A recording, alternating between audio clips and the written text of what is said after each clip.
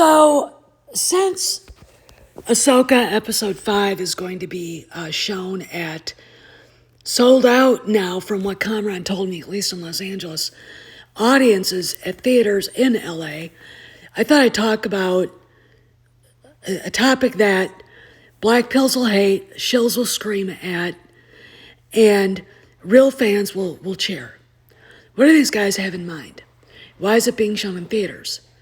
Is it now the time and point where the sequel trilogy diverts into its own pocket universe, never to be seen again? Are they completely erasing it? Is it dead? These two guys have planned this for a long time, and the way they do it is the world between worlds, and that's what we got with the end of Ahsoka Episode 4. And what are they doing exactly to make it happen? Well, at the end, Ahsoka does lose to Baylan Skoll, and she gets her ass kicked. She ends up in the world between worlds, that's exactly what this is, and is faced with Anakin Skywalker. And Anakin Skywalker, dressed in Clone Wars gear, with no scar on his face, which means it's pre-Return of the Revenge of the Sith, and Vader's lightsaber. So what does it mean? Well, since Star Wars is about symbolism, let's talk about that. Anakin is no longer the Anakin Skywalker that we saw at the end of Return of the Jedi.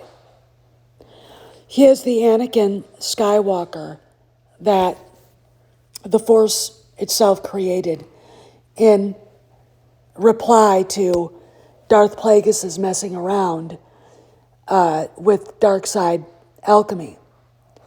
And to me, when I look at him, he is the balance of the Force personified. He is manifested into what the Force wanted him to be, which is to bring balance to the Force. Now he's got his Padawan learner, Snips, and you hear him say it in the episode, with him in the world between worlds. How does a dead Force ghost, which I kind of thought, still think he might be, but how does he go about affecting change? And what is the point of showing him here? This is where they change. I could be wrong. I could be very wrong here. But this is where they change the timeline. Because unlike other people, I understand business. In the sequel trilogy, I'm going to be very pragmatic, is trash. So they have to fix it. So what do? They go back to the Chosen One, the little kid born elsewhere who grew up on Tatooine. Tatooine is the allegory for Nazareth, where Jesus grew up. Nothing good ever came out of Nazareth. Nothing good ever comes out of Tatooine. Tatooine is the stand-in for the very village town where God's Son, God incarnate, grew up. But this little boy turns into an angry, frightened, rather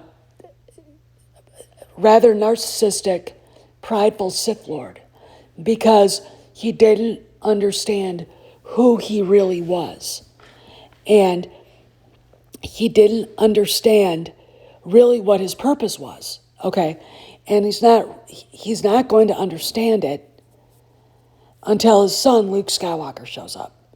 If Anakin is the chosen one to bring balance to the Force, Luke is his redemption. Luke grows up in Tatooine. He, again, wasn't born there, just like Anakin, but he grows up there, and he's longing for adventure. He's longing to get away. A lot of his father is in him. The recklessness, the sense of adventure, the sense of a bigger world. The moment he touches Anakin's lightsaber, the first one, is the moment no, the second one. This is the second one. This is the one he lost on Mustafar. He realizes that there's a bigger world than even he thought. And that is the world of being trained as a Jedi, following a path that is void of attachment, living for and in the Force, not in the world. Okay, he is not of this world the moment he touches that. As we go through, he loses to his father, but in the end, he saves his father when he throws his lightsaber away and says, I am a Jedi like my father before him. And Anakin realizes that he has to do the thing that the Force asks him to, which is sacrifice himself, which is a very Christian thing, to rid the galaxy of overriding dark side power, and he does. At the end, Luke gives him a Jedi's funeral. Okay. And this is where we thought the story of Anakin Skywalker ended. But when you think about it, it's just beginning in some ways, because Luke is now, his mission is to rebuild the Jedi Order. And despite, many people's ideas that all the Jedi were dead, no, they're not. This is Vader's, Anakin's Jedi funeral. Okay. This is the moment in the show where not only do you see the manifestation of Anakin being released, but it's the moment where when he throws Palpatine into the pit, the dark side is over. And he goes on to become a Force ghost wearing Jedi robes at the end of Return of the Jedi. So what is going on with the knightly robes, or the black Jedi knight kind of battle gear that he's wearing? I believe this is what the Chosen One will look like. And I believe that there could be some sort of Force God linked to him now, because he brought balance to the Force. And the thing about it that's really great is that the well-earned happy ever after was earned. Everyone in the Endor celebration picture is part of the Anakin's victory, because really, Return of the Jedi means the return of Anakin Skywalker. Okay, Luke is a Jedi. He's an extremely powerful Jedi, but his mission is not Anakin's. This is what the world will look like without the overriding presence of the dark side. It is back into balance. Okay, all right. Balance in the Force doesn't mean everything's going to be happy. Balance in the Force means that there's an equity between both dark side and light, and that's what it's about. But let's go into the sequel trilogy.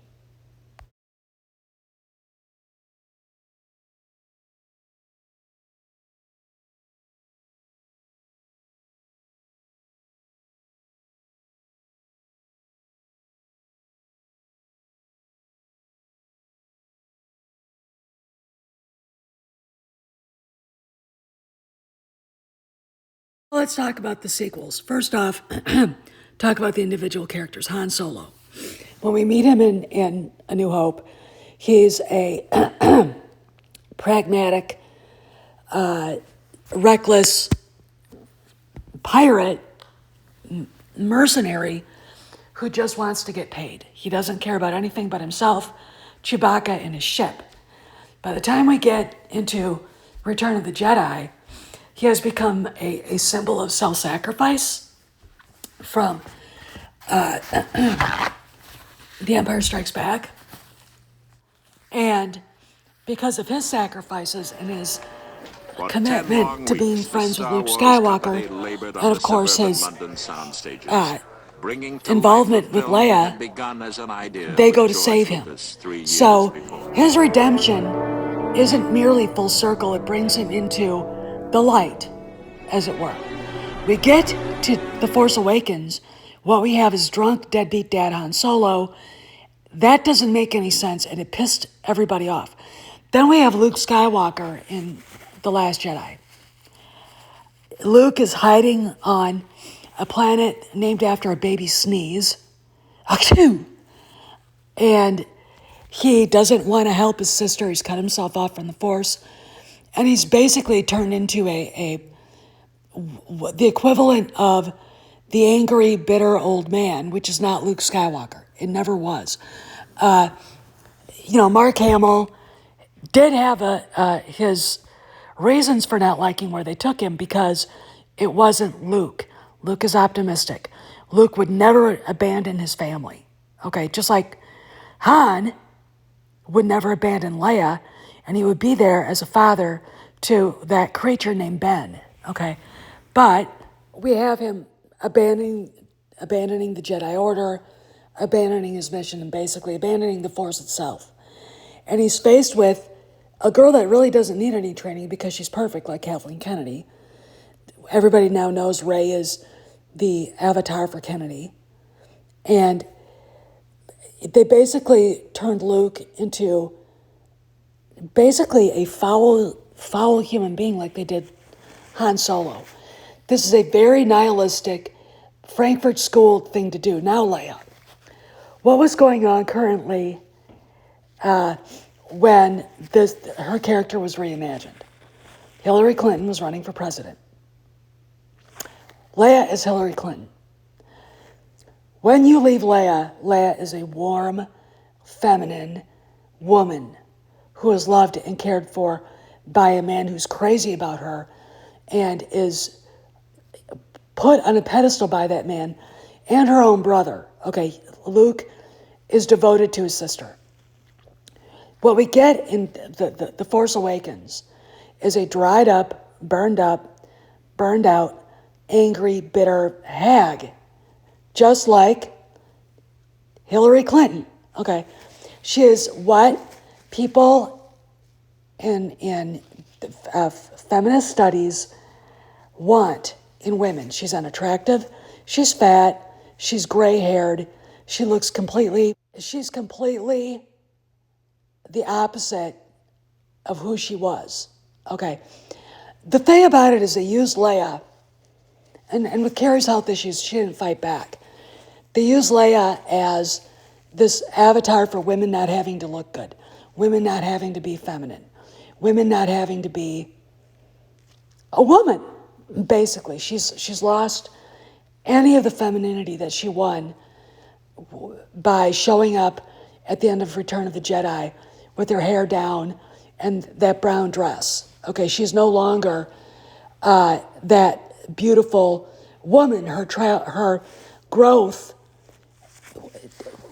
she did a reverse. Okay, what are these two up to?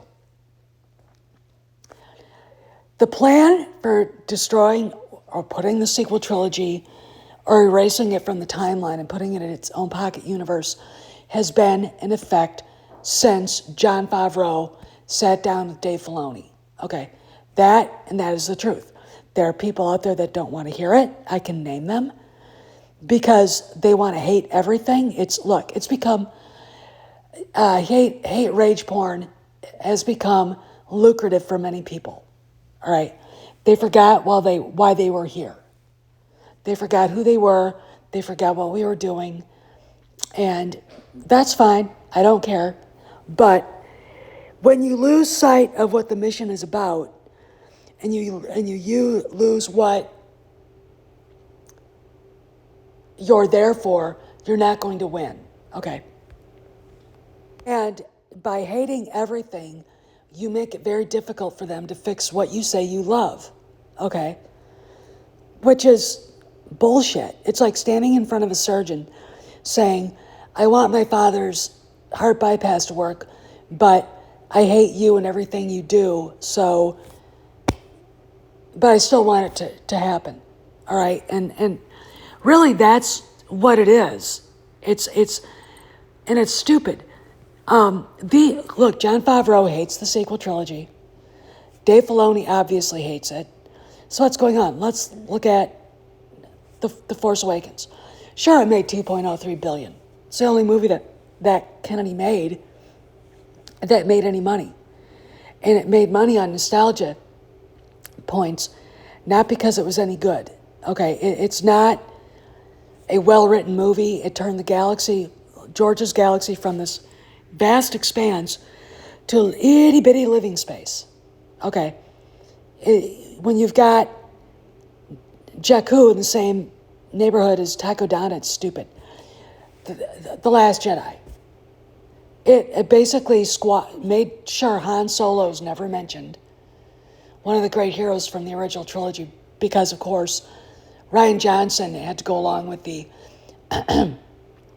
Molly Damon idea that he's a horrible human being and that there is no redemption, which is weird that a flaming left-wing cow would think that. And it turned Luke into a basket case and Leia more into a dried-up hag. And, of course, we have Solo, A Soy War Story, which is a movie that many say should never have happened. It could have been good if it would have been a completely different movie about the same character. Then we get this Frankensteinian mess called The Rise of Skywalker. There are no Skywalkers at the end, so Skywalker doesn't rise. Rey, Mary Sue, is a Palpatine because her father was a clone of the Emperor.